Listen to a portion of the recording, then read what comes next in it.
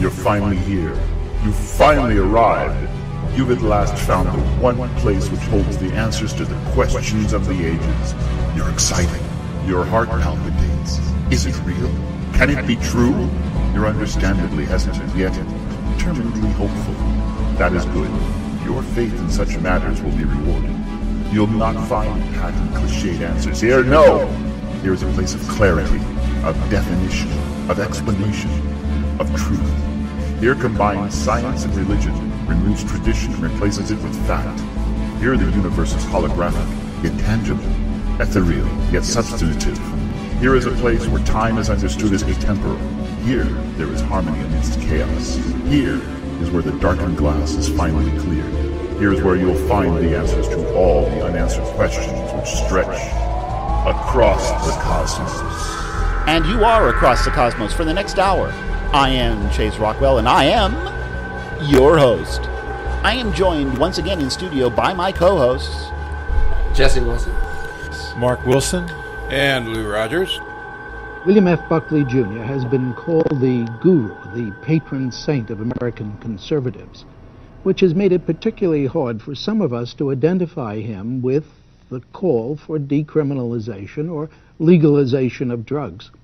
Supposedly, that's a radical cause, better left than right.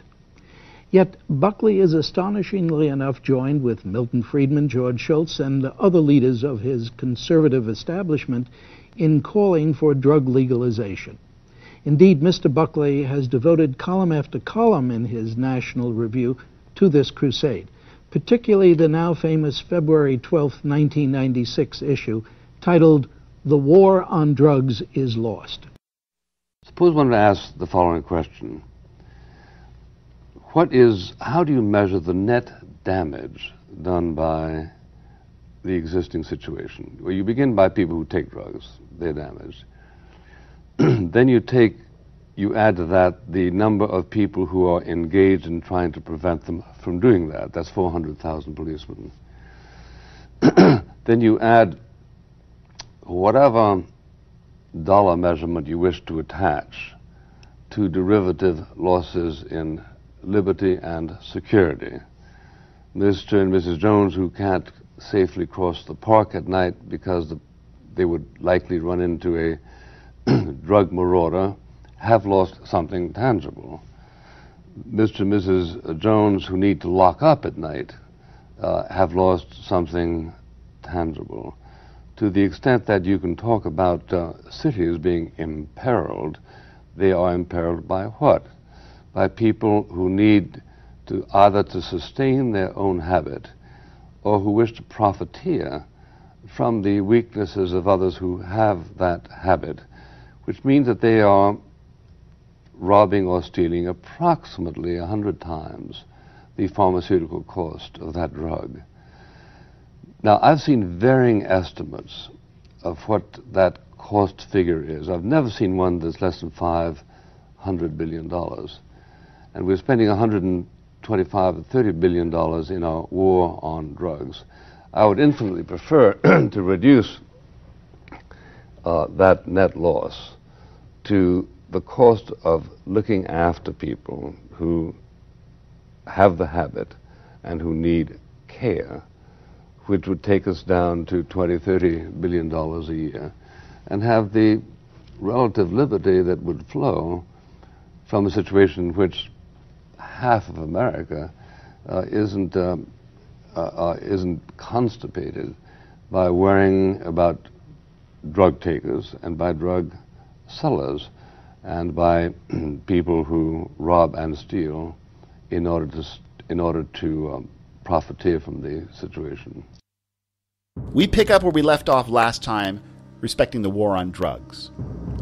Is this a war that can actually be won? Is it a war that is being waged fairly? Or is it a war against the citizens of this country? Can we wage a war such as the one that is outlined by the United States federal government and the DEA if we refuse to close our borders? When we hamper our efforts to really stem the flow of drugs into this country, how can we then stand by, take it out on the citizens of this country, destroying lives in the process. Hyperbole. That is a word or a term that has been thrown around quite a bit by people who raise such issues with such dramatic flair, if you will. But I don't regard pointing out the truth as hyperbole. The United States federal government is tasked constitutionally with protecting the borders, preserving the sovereignty of this country.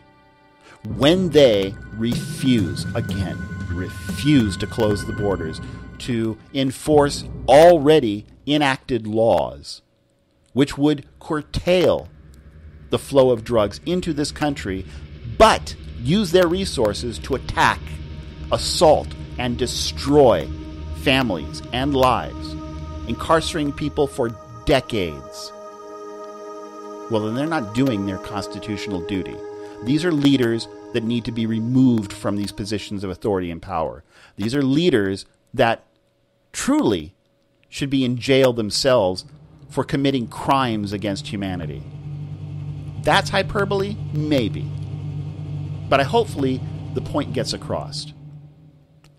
We are destroying ourselves by electing leaders who are interested only in their own careers, the furtherance of their own careers on the backs of the very citizens who have helped elect them to office. These people are flesh peddlers. They are pornographers. They are pimps. And until we, the people, wake up and see what they are doing to the very citizens who empowered them, this isn't going to change at all, ever. It is up to us. Next year we have an election coming up. We're going to be electing a leader for this country. We're going to be replacing Barack Hussein Obama. Who are we going to replace him with? Somebody worse? You elect the wrong person, and next time it might be you in prison, or your children, your spouse, your parents, friends. Don't say that it cannot happen.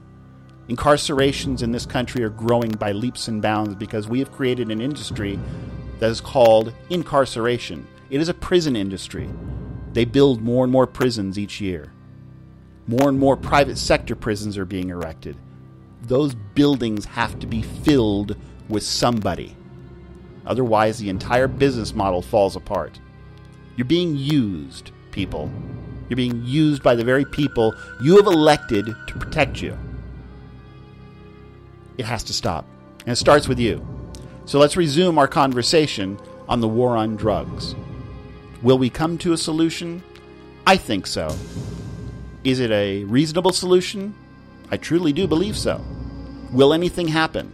Well, that's up to you. You can heed the advice that is going to come from this broadcast, or you can ignore it, go on your very merry way, elect your executioner, elect your jailer. That's completely up to you. The entire history of our nation has been built on immigration, but it has always been governed by, does it benefit the country at the time to allow immigration? We were never. It was never about these poor people over here starving. It was about, if we bring them in, will they benefit our country? Can I go to Mexico and will they give me an EBT if I live up? Absolutely not. They will put you in jail. Well, can I go to England? Will they give me an EBT? They will throw your ass. No, out. England. What about if I go to Russia? Will they do that? Give me an EBT? You've been to Russia. What do you think? Well, will they? Probably. What about Africa? If I go to I don't Africa, think they have an EBT. Will they give me an EBT? No, they will kill you. They'll just probably Why kill you. do you think people come here? Mark, I agree. know why they come here, but here's the situation. Do you know what's written on the Statue of Liberty? There are many things written on the Statue of Liberty. Which is holding a tablet. Give me your poor, weak, and humble. What does that mean to you? At the time we were building our country, it was given to us by the French, and they put it at the station, a vanguard as you're coming into the country, that you're welcome. What had just happened? No, but what had just happened? What the two words that cause fear in every red-blooded Irishman: potato famine. I don't want to get off point.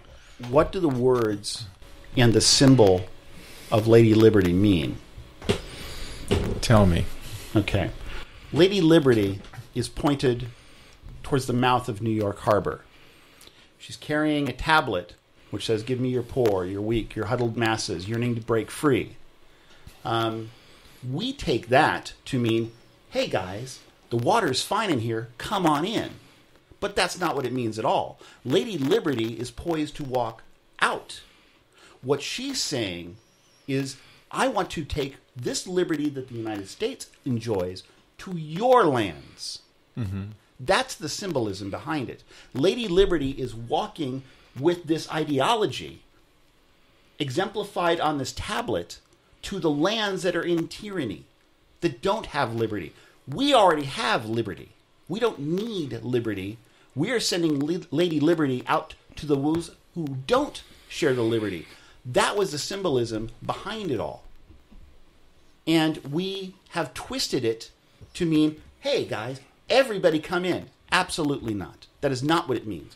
What the better model for our founders is that what we are doing here in the United States is a template for the world. Not that the United States is going to be this island. It is, because everything else is corrupt. But that what we have modeled here is to be exported there. And that has not happened because the grifters, the pimps, the hangers-on, the useless who we keep electing as our leaders have destroyed the model, or trying to destroy the model. I think they're doing quite Lady a well Liberty job. And the symbolism behind it needs to be spread to everyone in this country and everyone in the world, so they understand that the United States was not meant to be unique. It was meant to be an example, a model, but it was also meant to be emulated. Right, the prototype for the world. I understand. And it's not happening. I mean, that's exactly what Jesus came to do, the Great Commission. That's what the Great Commission is, right there. What's happening at this point is the political process is allowing people of other nations to come in, and instead of them being assimilated by our understanding, our laws and so forth, they're allowing them to take up residence in our Congress, our Senate, No, and we've gone lower even forms better. of government in order to propagate their mechanism for what they think is justice. For instance, Sunni law in the United Kingdom was a mistake, huge mistake, and now they're really reaping the terrible whirlwind for allowing that. The United States, it's been proposed, Dearborn, Michigan, and in Texas as well. and they're trying to, and they will continue to put that up for vote. And the more people that are in the position of government from Islam will vote that in eventually, and we won't know what's coming until it hits us. Okay, but we do know what's coming. We do. There are enough people who are sounding the clarion call, but it's falling on ears that are deadened. Because the populace... While the populace is all a Twitter over Caitlyn Jenner and the fact that he has got breasts and a weenie at the same time right now, God help us. We're ignoring everything else. I wish they would go back and read history when Nero paraded around this particular boy who was just about 14 years old. His wife, what was her name? Pia? He had killed because she was becoming more popular than he was, and he was very deeply saddened at what he did. He regretted it. I know, he killed her, and they said, oh, gee. And he finds this boy, and I forget where he found him, and he looked strikingly like his wife, so he had him fixed. You know? Yeah, but see, he cut the weenie off. Caitlyn Jenner still has his weenie. Well, the point I'm trying to make is that this happened in Rome, the Roman government, which was the beacon of the world at that time. They had a leader who was like this. And sadly today, we allow and we kind of lift up the same ideology thinking, hey, you know, we clap our hands, say he's free, he's doing what he wants, only because he's got the money. Only because he's got the power and the ability. If he was trying to make a living for his family, struggling out there... Trying to make a living? No. If he was out there struggling like all of us are, having to put in 60 hours a week at work, and not knowing if he has rent or house payment for next month, not knowing where the money's going to come to clothe his girls are going into high school, they're coming out. But he's in a different position where everybody is a blasted millionaire times 10, 20. They've got so much wealth that he can exercise his freedoms to explore his sexuality. Yeah. I have to explore my sexuality. There's always going to be those. Is he a lesbian or is he heterosexual? There's always going to be those that have been born winning life's lottery financially. There's Not always, just life you know, financially. let me finish Look my. at Jenner, Olympic decathlon I know, gold medalist. I know, and he turned that into a lot of gold on Wheaties boxes for a long time.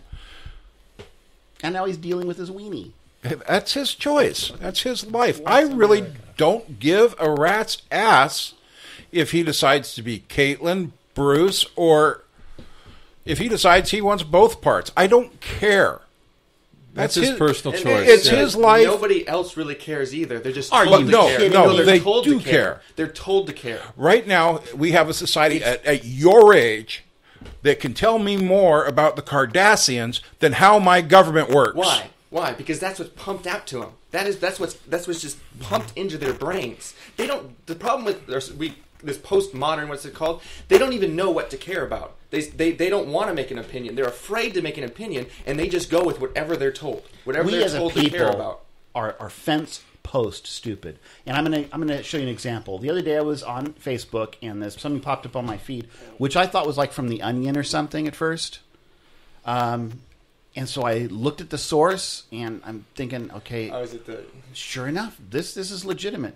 Now, Joyce Carol Oates is allegedly not a dullard. She is a professor, a writer.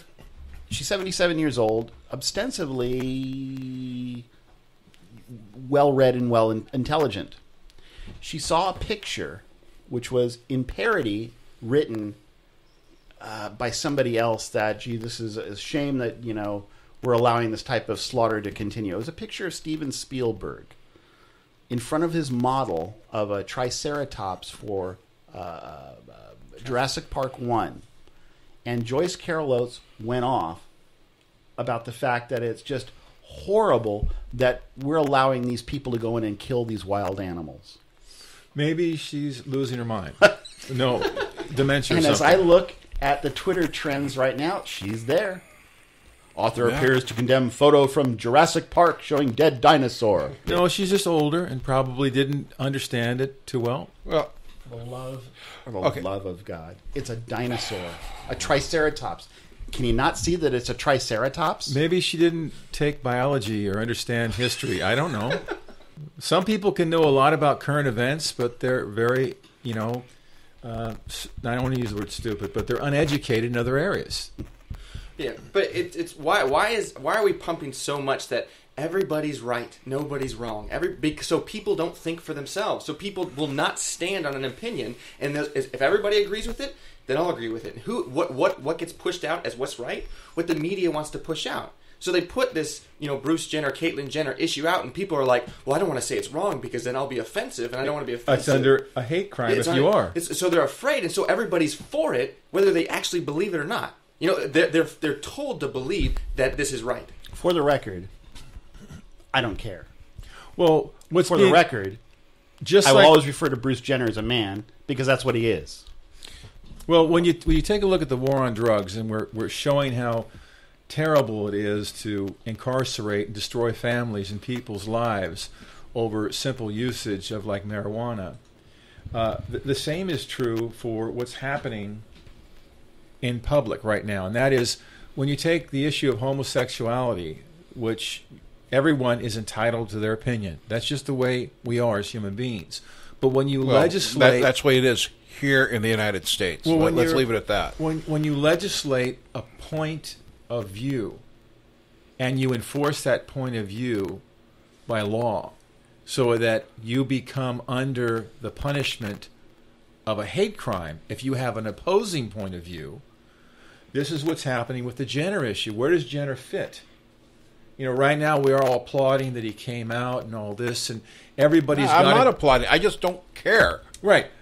Most people don't care either. I knew Bruce back when Bruce was preparing for the '76 Olympics.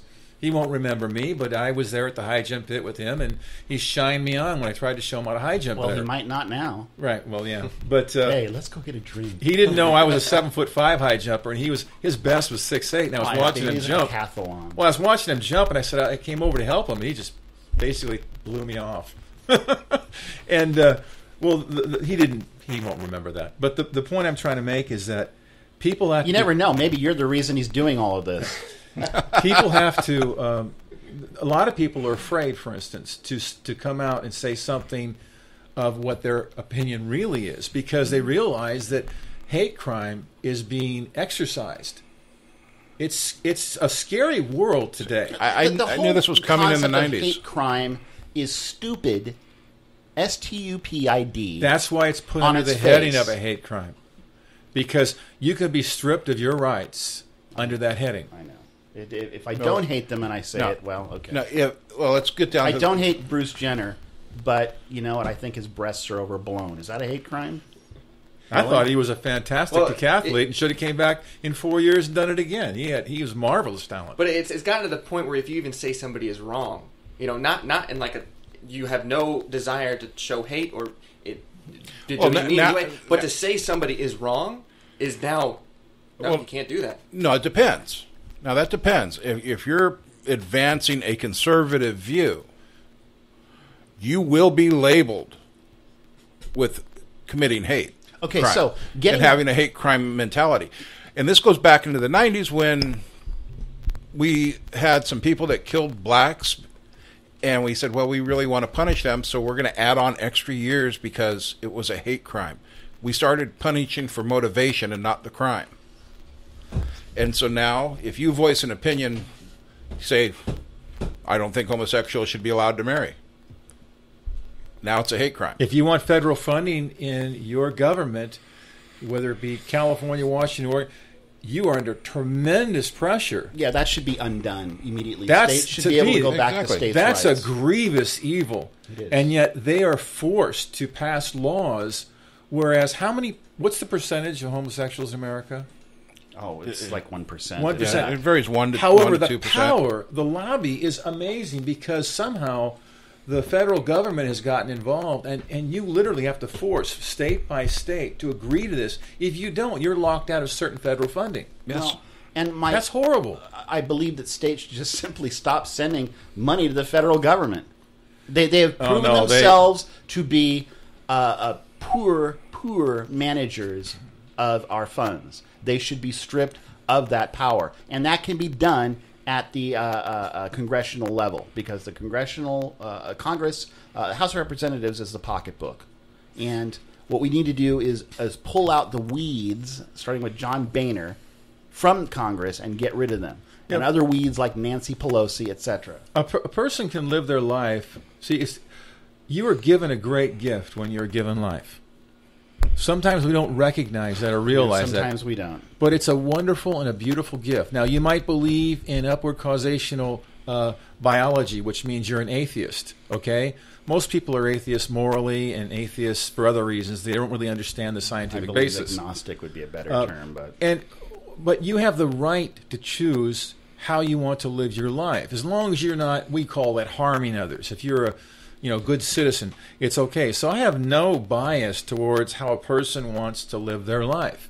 My personal choice is I would be classified as a heterosexual, and I'm standalone with one woman. That's that. That's me. And you can live your life however you want to live. But it should not be a forced situation. You cannot tell me, and I cannot tell you how to think. That's wrong. Well, we try, we do. And especially the liberal end. the same Now- people who are pushing those laws also push our drug enforcement policies. Right. And getting Well, back let's get back onto the drug thing. One of the things I wanted to bring out that a lot of people forget about, and it's one of the bad ends of the drug enforcement, is the search and seizure aspect of it. Yeah. Now, let me give you a very specific story. Andrew Clyde, a Navy veteran, served in Iraq, started a small firearms store in Atlanta, Georgia in the 90s.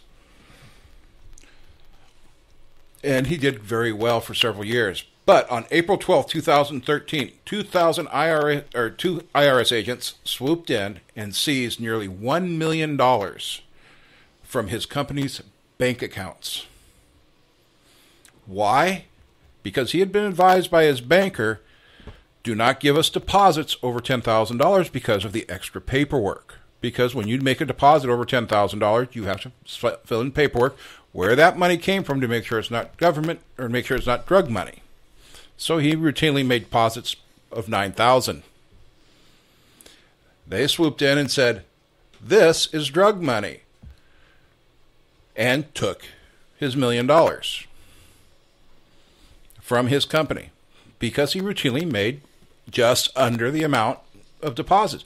And they said, this is just simply a pattern of abuse, and you have some form of drug money coming in, and we're taking it. It took him 2 years, almost lost his business, to get his money back. This happens to United States citizens constantly. And that, incidentally, is what just took down Dennis Hastert. Yes. The exact same law that was employed from this gentleman is what the IRS found was going on with Dennis Hastert. He was withdrawing funds under the $10,000 limit because after over $10,000, the bank has to automatically inform the IRS. Why don't he just do that? Because he was paying hush money, he didn't want anybody to know. Oh, well, was he the guy in the gun guy? Why didn't he just, if he had a $12,000 deposit, just deposit it? Because the banks don't. If you deposit it, you're going to sit down for 15 to 20 minutes filling out the paperwork, where this money came from, who gave it to you, why, so that they can make sure that it's not drug money. I've never seen that. I mean, it might be harder on the banks. It is. We don't get anything, no interest rate from the banks anymore. So no, it's not about interest rate. It's about the bank paying an employee to sit there filling out paper when I can have that same employee at their teller window helping another customer. So I think he's learned just if I deposit and just if I tell my employer show what it is. If the employer tells its employees, the bank tells its employees, look, if we have people doing this, get them to go under the limit, so that way it's no hassle for anybody. Well, the federal government doesn't look at it that way. I understand why, though. When you have multiple deposits right under the limit, what's going on here? That's one thing. Okay, I will go for grounds to investigate. If it was one a month, but probably was if he's doing $1 million business. Our search and seizure laws, it doesn't matter, are as draconian as our drug laws, and they use search and seizure to take all sorts of things. They will take real property. The same rote ruling that a dog gets when it says take down, whatever the command is. No, but the understand that law enforcement, especially law enforcement leadership, is for this because they generally get to keep the proceeds of whatever is stolen. It becomes their property. One of the early police cars in our local area was as a result of a seizure. It was, I think it was, was it a Mustang or it was a Grand Dam or something? I can't remember. Performance muscle car. And it was seized in a drug seizure, and so they kept the car and had it repainted as a cop car. And it was on patrol for a long time. I think it was one of the Dare cars. I'm positive it was a Dare car because they like to show it to the students. That can work if truly a person was a drug dealer illegally and taking advantage of youth. And you are privately employed or self-employed, correct? Correct. So let's say, just for the sake of argument, doing what you do for a living, that you start getting between $8,000 to $9,000 a week business, and you're depositing that. I wish. Even a sudden uptick. But let's say it happened. Give them cause to come and investigate where the so money's now they from. come in and say, drug money. They take your bank account. They can take your car. They can take your property because it's all related to as far as they are concerned. And now you must prove you are innocent to get it back. I understand that, but I'll take a stand like I've taken before, like with TSA agents. I've always found them to be kind and courteous every single time. You do and realize fail TSA, 67 out of 70 times. 95% failure rate. I would love to see the test. 95% failure rate. I would love to see the tests. One guy had a fake bomb taped to the middle of his lower back, Because they and never they pat couldn't there. find it, Okay, even though they had the bomb. The So what do you chemicals- learn? You walk away from that. You learn. Okay, we change our pat down routine. The tests are enforced. Well, and, I agree and that performed the tests in order are to improve their ability to detect. It's a simple pat down, and when I went through police academy, we had a simple pat down procedure. We also did your crotch, but we checked everything else too. Right. I wouldn't have missed a bomb strapped to the small of But somebody's I back. understand, but they are under such heavy fire continually for the way they You pat know what? down. Get rid of them, and then they're not under fire. No, Yes. Once again, there has not been one single case of a TSA agent preventing a terrorist And attack. again, if not you're a not single going case. to, if you're not going to Wait close a the second. borders, what difference does it make? let me ask you a question. Who gave you the statistics that not one terrorist attack's been prevented by a TSA agent? Well, quite simply, It's probably on the internet or no. Or where? Have you heard of a single terrorist being arrested trying to fly domestically in the United States? I would Outside of the guy I that would tried venture lighting to his guess underwear on fire there before are the TSA. hundreds No, because what would the situations. government do? What does our government do? It fights for airtime. And if it can say, I can justify this program, look at all the good we've done, There is so it does much that. going on behind the scenes that we don't even know. But my point on the TSA agents is I've encountered them many times, and they've always been kind and courteous. But the reason I was saying that is also in regards to law enforcement. I would have to say that although I hear those stories of people like that gun company, whatever, I've always found them to be kind and courteous. I mean, year course in they and are. year out. Law enforcement? Yeah, law enforcement and To you. To you. To you, they're kind of courteous. They're not kind of no, courteous to no, everybody. they don't know who I am. I'm saying No, that, it's not about. It's about your profile. well, They profile you. I They understand. can't help. Now, cops in big cities can't help it. They deal with certain people. Right. And when they constantly see a persistent problem out of any person, they automatically start prejudicing their view. Well, and I'm not giving it justification. I'm just, this is what happens. You know, if you get thrown into the ghetto end of it, and you're working in Compton, all you're going to see are black people, and so all the people you're going to deal with, as a rule, you know, whether it's right or wrong, on the wrong side of the law, right side of the law, are people of basically one ethnic group. And so you start getting a prejudiced mindset because you associate it. It would be the same if you worked in East LA or if you worked in Buena Heights. It doesn't matter where you're at. You're going to associate certain things with people that you constantly see doing things. Yeah, you don't even have to be a cop to do that. No. That just happens. To It's natural human people. nature. Yeah.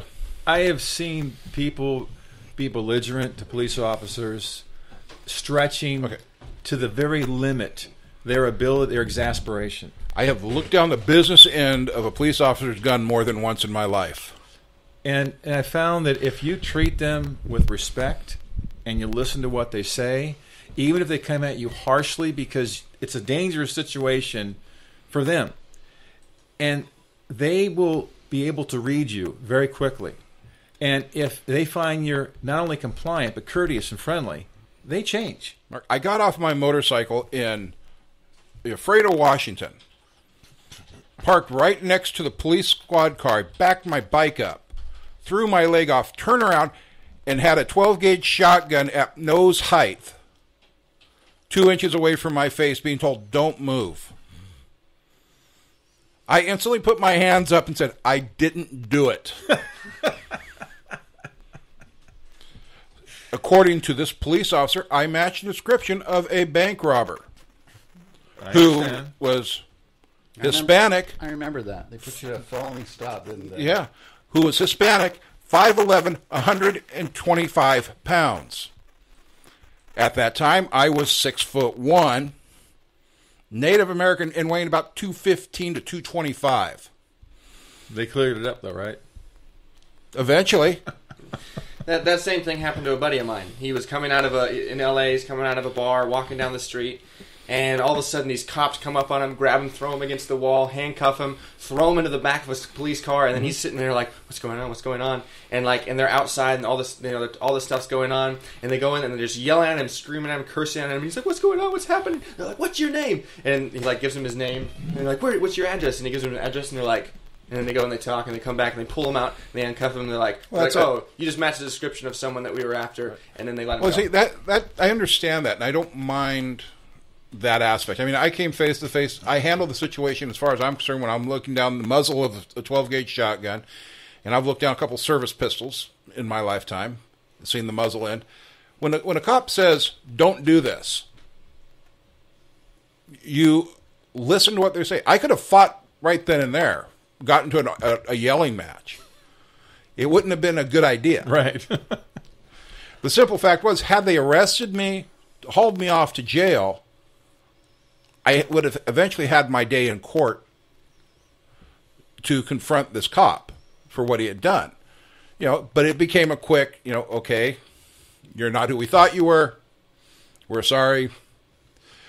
So whenever, I don't care whether you're black, white, red, yellow, if a cop says, "Don't move," don't open your mouth and say, "Shut the hell up, I can do what I want."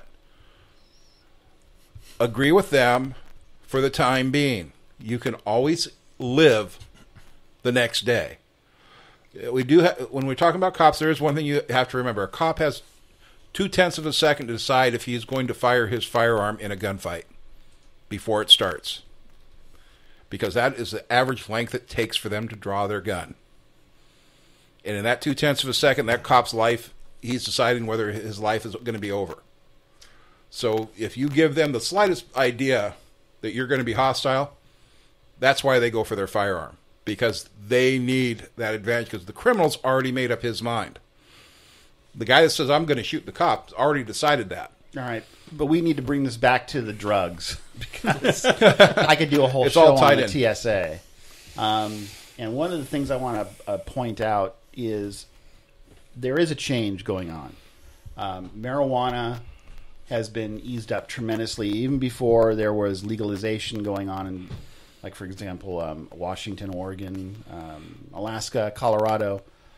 A lot of states were hesitant to even pursue it. It is given a black eye to a lot of states. Other states just don't care. They'll still throw your ass in prison and label you a felon or what have you.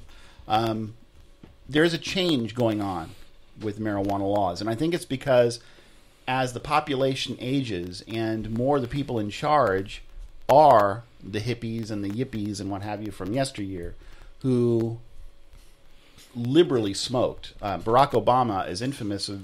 They asked him essentially the same question they had asked Bill Clinton, "Did you inhale?" And Bill Clinton's response, actually, "Did you smoke?" And Bill Clinton's response was, "Well, I tried it, but I didn't inhale," which was stupid. Nobody believed him. And that he would even say it is ridiculous. So they asked Obama, "Did you inhale?" And he goes, "Well, wasn't that the point?" So I will give Obama credit for the candor. Yeah, it was the point. You don't stick a joint in your mouth and not inhale it. What is it, a pipe? I mean, it is sometimes, but you know what I'm talking about. Like, for those of you who don't know, you don't inhale pipe or cigar smoke. I've tried it. It's not fun. I didn't know you don't inhale cigar smoke? No, you hold it in your mouth. No, it's just it's an aromatic. You have different flavors. It's all about the taste. Peach and cherry and all this other crap for pipes. And So you're just smelling the smoke? yeah, you just you You're have your tasting it. olfactory nerves taste it. in your nose, and you have your tongue. You Thanks taste. for telling and me. If you never tried inhale one. a cigar, you're going to be in for a. I'll tell you what. I'll teach you how to smoke a cigar. I had no idea. The end you cut off. I the end you honestly light, had and no all that. idea. I always thought they inhaled them like cigarettes. Well, I suppose some hardcores Yeah, do, some people but do. I've never smoked a cigarette either, so it doesn't. cigarettes you're supposed to inhale. I enjoyed my cigarettes, and I had horrible experience with a cigar. So anyway, there's a trend. There's a change in trends going on, and I think it might have to do with just generational. Although I am suspicious by nature, so I think there's probably something else to it than that. I think it's kind of like, we'll give them a little ground here, but we're going to hammer them over here. Oh, something's coming. And I see that as happening. Well, we'll give them a more distraction over here, and we're going to continue to let them pour over the border, or we're going to take their rights away over here, because that's the way my mind works. I don't believe, again, Gene Hackman, people are no damn good. Well, and that's the way I look at it. We live in the internet era, and in our era of telecommunications. It's unlike any other era in history on Earth, in that we can jointly discover and we can share findings at a speed that was unheard of before. It used to be waiting for a magazine or a book to come out. And that's how we learn knowledge. Libraries, books were notoriously 10 to 30 years old. But science didn't change so much back in those days. Nowadays, TED Talks are a wealth of learning. They're a fantastic tool. The Internet's a fantastic tool to learn because it can be published on the net or through a YouTube clip, far, far faster than even a magazine. So we have a population that's learning at such a rapid rate. It used to be the elite, those that went to, quote, college and had the degrees, would learn. They were the professors. They were the masters, so to speak. And the populace at large were a quantum leap below them. That's changing. And a person can labor for 2 years in science and come to discoveries, post those discoveries, and a person can catch up very rapidly and sometimes surpass even the scientists because everybody's mind's a little bit different. So we're on the cutting edge of something I see is great. Now, in regards to why they're not so harsh on marijuana anymore is because of the scientific findings. And as I discussed earlier, whether you're a Christian or of another faith or you're an evolutionist, we recognize the value of herbs. We recognize the value of what's around us in plant form or what's around us in fungus form. We know that there are medicinal properties that are amazing, that will help, especially as the baby boomers are aging and growing older. And those findings are now being logged into YouTube presentations and so forth, and we're all becoming more educated. Back in 1970, no one knew anything about marijuana. Sure we did. We had reefer madness. Are you kidding me? No, compared to today, I'm talking about the parents. You're talking the 60s, really. They still believe the reefer madness right, crap. If you go back to the early, go back from the 40s to the 1960s, anything to do with marijuana was always this very evil picture. Well, yes, it's the devil's because that's lettuce. how it had been painted. And if you go to the library, prior to that, it had a completely different connotation. The problem is wacky tobacco. The only thing you had access to was your local library if you knew the Dewey Decimal System, or your school library, which is way out of date. The amount of resources available to the average consumer was very limited and always old. Whereas today, if you want to learn about the properties of, take marijuana, you can be inundated with literally thousands upon thousands of pages of information. The empirical data presented by the Native Americans was that marijuana was essentially a benign substance they used for various rituals and what have you. Understood. There was no long-term effects that were present. But how do you access that information? It was you talk to people. It was demonized. The clinical research done even in the early 1970s showed, based upon the research that was done by a Pennsylvania governor, was that it was not a dangerous drug. And those findings were ignored because there was a greater purpose that our then president wanted to see. And that was, marijuana is the most ubiquitous of the drugs. We can catch more people utilizing marijuana. If you decriminalize marijuana, I'm going to lose this entire segment. And I want containment. I want control. Right. I understand where you're coming from on that. And Richard Nixon proved himself to be nothing if not a crook, even though he said, I am not a crook. Well, I'm not a crook. You got his voice right that time.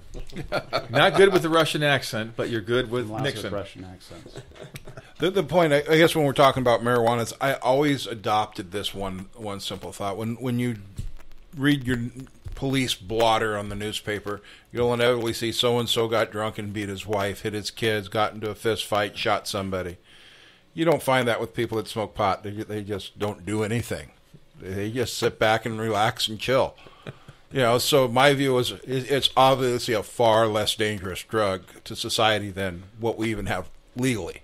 Well, right. I mean, personally, I lived in the weed culture. I used to smoke every single day, multiple times a day, living in L.A. I did not know this. I had lots and lots of friends that did it. And, yeah, as far as, people going... no one said, "Hey, let's go rob a grocery store because we need money to buy pot." Right? People, you hang out and you smoke, and you kind of sit around, you joke, and you laugh, and things like that. And then but when drinking, if you're going out with a bunch of friends and drinking, that's when people. I know people would get angry and violent, and not everybody. Bulletproof drunk. Yeah, but exactly, but that didn't happen on marijuana, and so if we look at. Is it a dangerous drug as far as a personal use? Is it going to make them a more dangerous person? Is it going to make them a more of a criminal? No, I mean it doesn't affect your mind in that kind of way. No, it reduces your aggression quite a bit. So many states have legalized it, and many more. 4 so far. There are others that are pending. 4 states and the District of Columbia. Hawaii is at a point where they don't care. Kona Gold. Yeah, you walk around and there's people smoking on the beach. People will come up to you. You'll be walking down, hey, you want to buy some weed? And there can be a cop right across the street. And then I'm going to give you some names. Oregon was pretty much that way, and then they finally just decided to legalize it. I'm going to give you some names of some people who are regarded as staunch conservatives. One, William F. Buckley. We all know who William F. Buckley is, correct? Yes. Does our audience know who William F. Buckley is?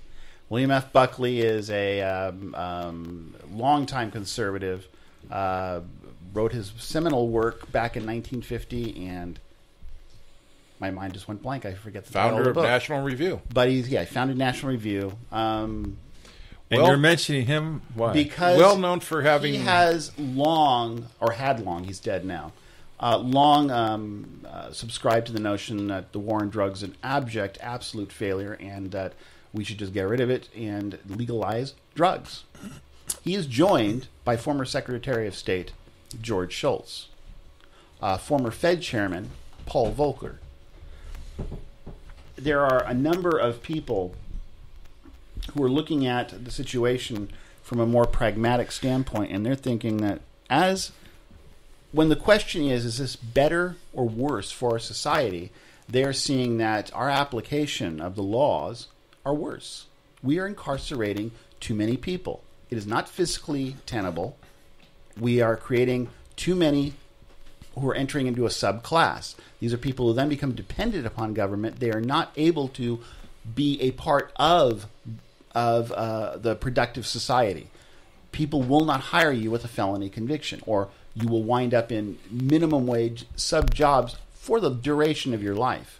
You find that the recidivism rates are extraordinarily high for people who have a record because they've got nothing left to fall back on. This Mad Max situation.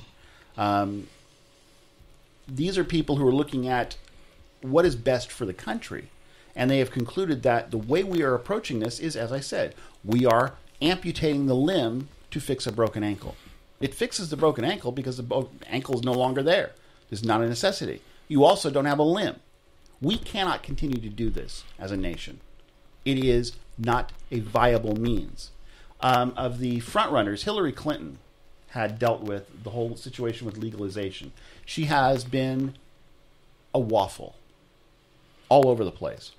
She wants to see how it's going to pan out with the states that have already legalized marijuana, for example. But at present, she is for keeping the laws as they are. Well, we've got to look at it. Well, that's not an answer. Take a friggin' stand. So Hillary Clinton, for all of you progressive liberals out there who are listening to this, she wants to wait and see what happens. Okay, a leader doesn't wait to see what happens. A leader leads. A leader says we're going this direction. One question. This sounds stupid. What's a progressive liberal?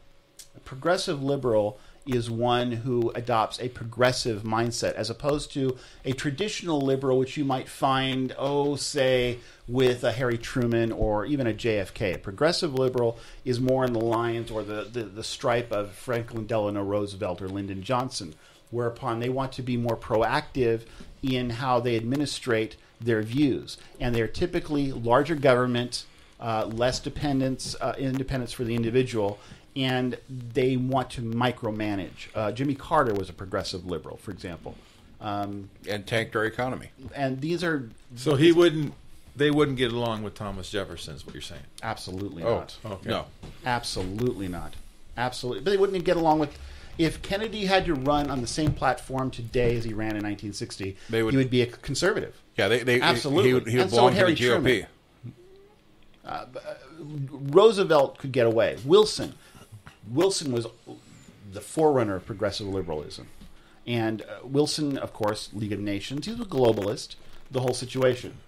Hillary Clinton, just so you know, is waiting to see what's going to happen. Remember the Clinton Crime Foundation? For the moment, because the political winds are uneven, so is she.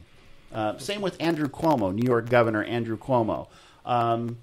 Talks a lot about it, but he's the governor and has yet to sign legislation in his state to legalize even marijuana. Therefore, you guys are screwed if you live in New York State. Go smoke a joint outside Albany and find out what happens to you there. Former Governor Martin O'Malley, who is also running for the Democratic ticket this year, the same situation. The political winds are blowing in such a way as he really can't determine whether or not he wants to be legal or illegal. He agrees that there's problems. But for the moment, and let's face it, guys, you all know that Martin O'Malley has smoked his share of weed, but he just wants to stick your ass in prison if he catches you smoking it. So make sure you vote for Martin O'Malley in the Democratic primary. Senator Paul Rand, the same situation. Running for the Republican ticket, doesn't support the legalization of marijuana. But he says the states should be free to make their own marijuana laws. Now, I like the fact that Rand is at least getting the federal government out of the mix. And what he's essentially saying, if he runs for president, is that I'll leave it to the states, which I think is where it should be.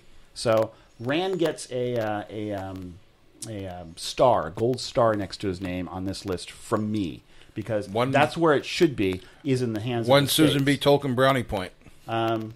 Rick Perry, former governor of Texas, is similar. He's not necessarily for legalization, but when he was governor of Texas, he pushed more of these offenders into rehab rather than to prison. And his drug courts went from 7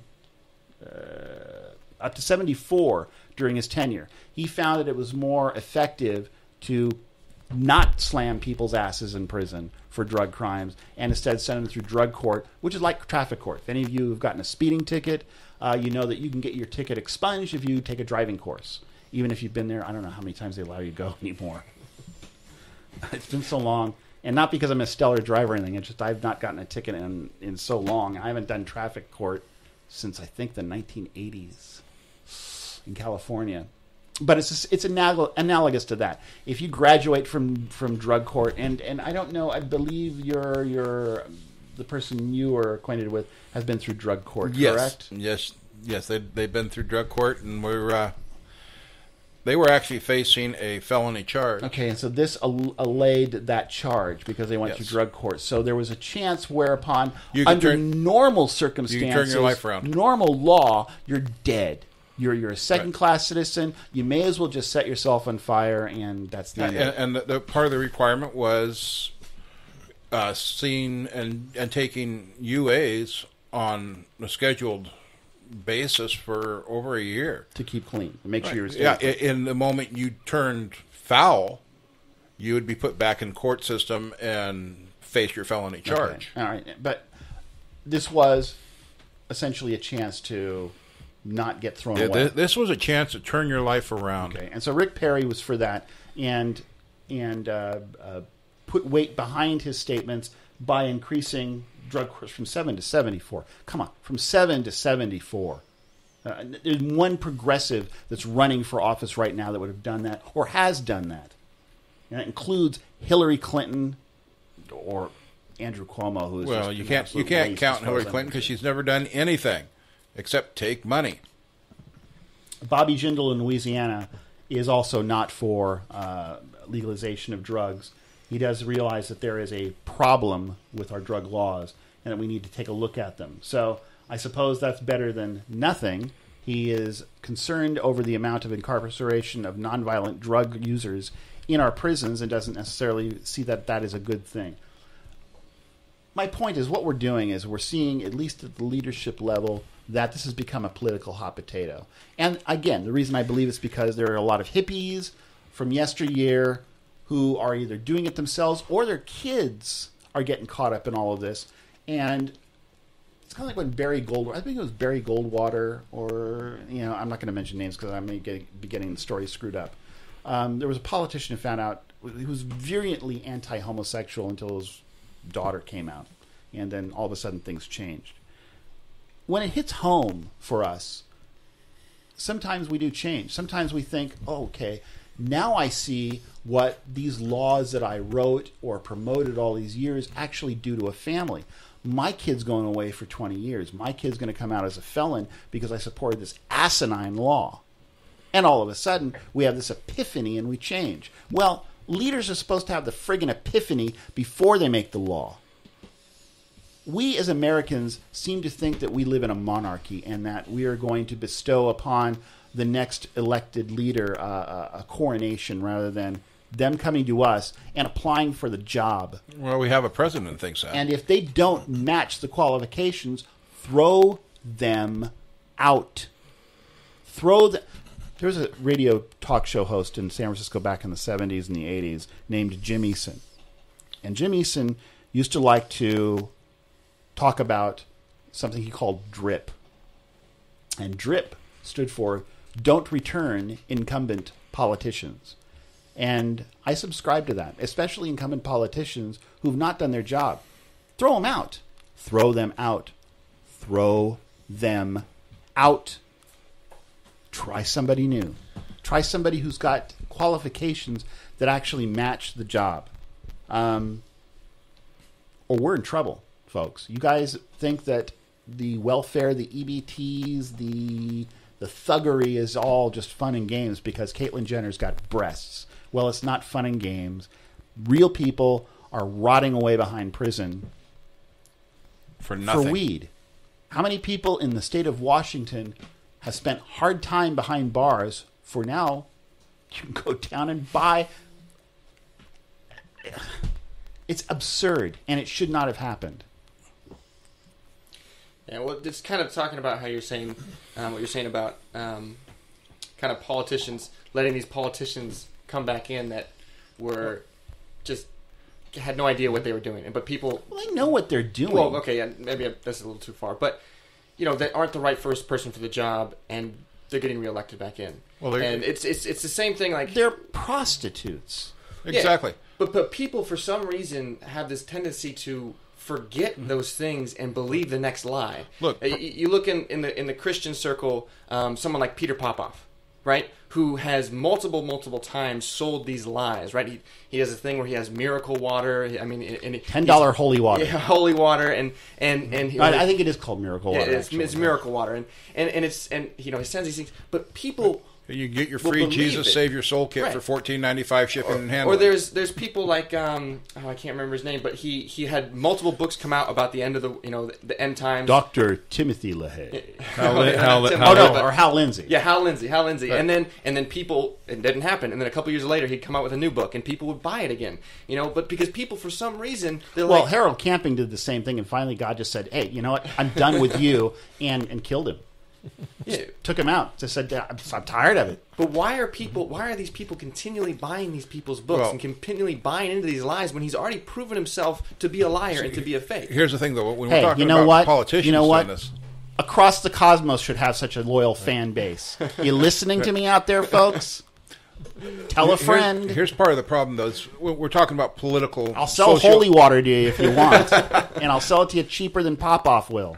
We have these socialist ideas, and we're going to enact law, so we use Congress and the House of Representatives. Well, Prisons R Us has a very big investment in keeping a large percentage of our population incarcerated. Oh, hell yeah. So, if politician A is going to continue the war on drugs, It's worth my money to make sure that person stays in office if I'm prisoners are us.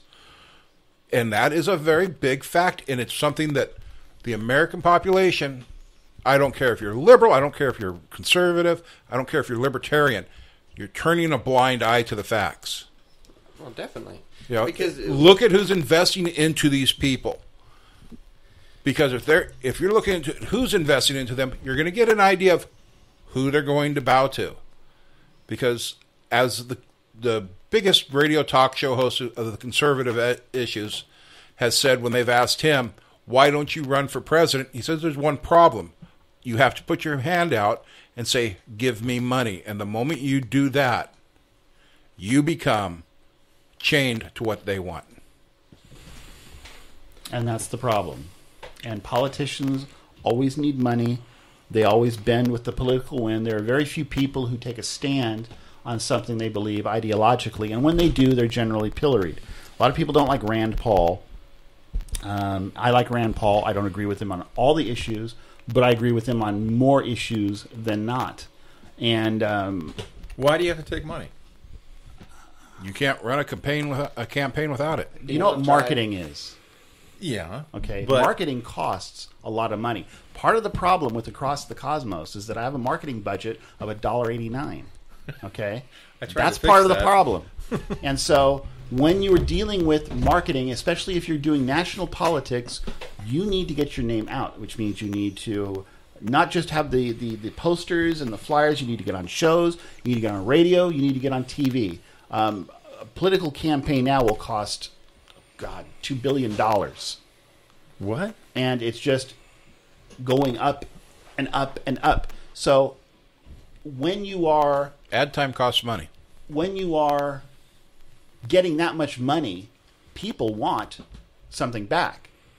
And lobbyists are all over the place. A lot of politicians who leave Washington go into the lobbyist field because they've made all these contacts while they were politicians, and now they use those contacts, people, their friends, their buds who used to go to the bar with or go shoot, 9 holes or 18 holes with. Now they're being paid by huge corporations to persuade this politician here or that politician there to vote for this. And so they say, we'll donate to the Wilson Family Foundation and give you money, so you can take that money. We'll start a political action committee. That is an international concern, and the money is coming from primarily I'm countries who are our enemies. I'm using a primary example of the problem. Yeah, it's become an investment. It's it is an investment as far as the corporation is concerned. Damn right, it's an investment. They don't care about your politics. No, it's they want to control you.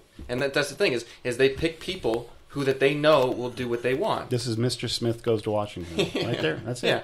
That's exactly it. That's what's going on. But most people just they choose to not recognize that, or they choose to because these issues are too much, or this kind of stuff is too much for them to handle. They choose to focus part of the youth of America today. The youth, right? You're the youth of America. I am the youth of America. How much attention would you say your fellow youths, or as Joe Pesci said, your fellow youths pay to politics? Not a whole lot, but the circle I'm in is as a missionary. Do you know who the front runners are for the presidential contenders on just the Democratic side? I can't say that I do know. Who's the front runner? Who's the Speaker of the House? These things I don't know. See, who's the Majority Whip? See, I don't know these things. Is that the guy who beats people? It's a Minority Whip is the guy that says, "I speak for this party that's not in power." Yeah, and so the thing is because I'm a part of this problem. Why? Because my focus is really not even my care or my focus isn't on the American government. It's not even Kim Kardashian. She's somebody who showed herself, or she did the porn video, and now she's famous. Who's Snoop Dogg or Doggy Dog? She's better. But see, that's not my interest either. My interest isn't pop culture either. My interest is world missions. How many of your friends could answer the questions with respect to pop culture over, say, who is Senate Majority Leader? A large majority of them could answer the culture, but not the politics. Yes. See, and at 17, I could name the majority of every magician or musician. Sorry, had a slip of the tongue there. Band of magicians. I could name the band members of Van Halen. I could name the band members of Blue Oyster Cult. I could name the band members. I know of a Black 5-year-old that could name all 150 Right. Pokemon. I could also name. I could also name the Speaker of the House. I could also name the minority whip, the president, the vice president, the Secretary of State. You're talking about today or then? Then, so not everybody is up on politics. Not everybody is up. And part of the problem with, for example... So wait a second. As I'm listening to all this, you're telling me that the best person for president doesn't become president? Never. That's The last time never that happened was Ronald Reagan. Yeah, probably. So what you're saying is that the lack of funds prevents our best I contenders. believe that I believe that a cap on funds is what's needed at this point. And we keep trying to do that. You can't say that. Sure I Because, can. no, it's the 21st century, and a cap on funds means something totally different to a 21st century person than a 20th century person. All right, help me out. When you cap on somebody, it's your...